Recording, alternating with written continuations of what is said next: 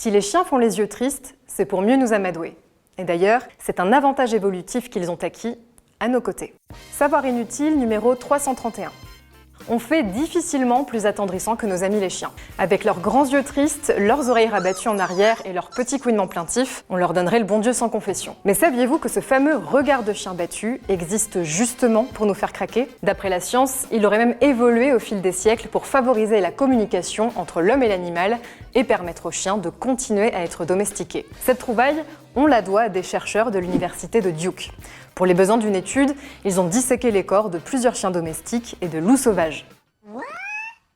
Bon, pas de panique, ils n'ont pas été tués pour l'étude, ils ont pris des animaux déjà morts. En comparant les deux espèces, on s'est rendu compte que les chiens possédaient deux muscles au-dessus des yeux, le levator anguli oculi medialis et le rectator anguli oculi lateralis. Bon, comme ça, on comprend rien. Mais en gros, ces deux muscles permettent aux chiens d'ouvrir grand les yeux et d'incliner leurs sourcils. C'est grâce à eux si leur regard est si mignon et si expressif. Alors en revanche, ces muscles sont très peu développés chez les loups. Ce qui est plutôt intriguant, car avant sa domestication par l'homme il y a 33 000 ans, le chien était lui aussi un loup féroce. Du coup, les chercheurs ont fait le rapprochement. Pour eux, ces deux muscles seraient apparus au fil du temps, au contact du chien et de l'humain. Les yeux de chien battus seraient donc le résultat d'une variation génétique influencée par l'homme, une évolution considérée comme utile à la survie de l'espèce. C'est ce que les scientifiques appellent le syndrome de domestication. Pour pousser l'expérience un peu plus loin, les chercheurs ont aussi étudié le comportement des chiens et des loups lorsqu'ils sont en présence d'êtres humains. Ils ont fait interagir les deux espèces séparément avec un inconnu.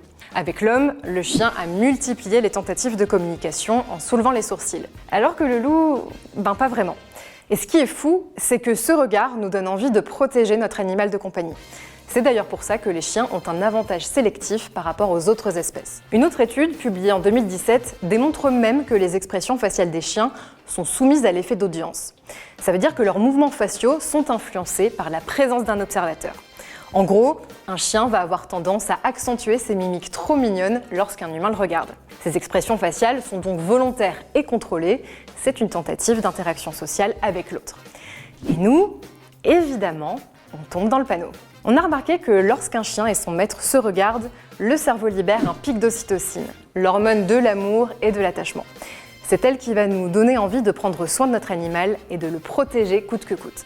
Et cette hormone, elle se libère aussi dans le cerveau du chien. L'attachement est donc réciproque. C'est le big love. Il se passe d'ailleurs la même chose entre une mère et son bébé quand ils se regardent. Grâce à la science, on sait aussi que les chiens savent communiquer avec nous de plein d'autres façons. Ils éternuent quand on joue avec eux pour montrer qu'ils sont heureux, par exemple. Et s'ils bâillent quand on les engueule, c'est pas pour se moquer de nous, mais pour tenter de calmer le jeu. Mais ça, c'est vraiment inutile de le savoir. Si vous aimez les savoirs inutiles, laissez-nous des petits commentaires, partagez cette vidéo. Ne ratez pas non plus le podcast audio avec des contenus inédits chaque semaine. Il suffit de vous rendre sur votre plateforme préférée pour vous abonner. Les savoirs inutiles Néon sur Deezer, Spotify, Apple Podcast, Castbox et tous les autres. Les savoirs inutiles, c'est aussi une appli iOS et Android. Et bien sûr, c'est sur le site neonmac.fr et dans le magazine papier tous les 2 mois en kiosque.